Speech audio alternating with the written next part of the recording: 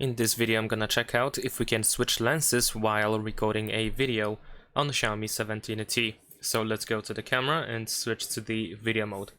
I'm gonna start by using 4K 60 frames per second. And I'm gonna start recording. So let's do it.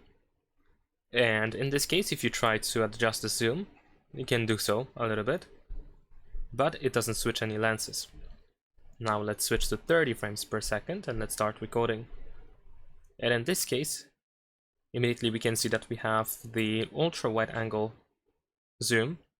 So anything below 1x is pretty much the ultra wide angle, and we can see the shift of the position of the car toy that I have, that I am recording right now. So it is clearly visible that lenses switch if I adjust the zoom. So yes, it is possible to switch lenses, but it depends on the resolution and the frame rate that you use. And that's pretty much it. Leave a like and subscribe.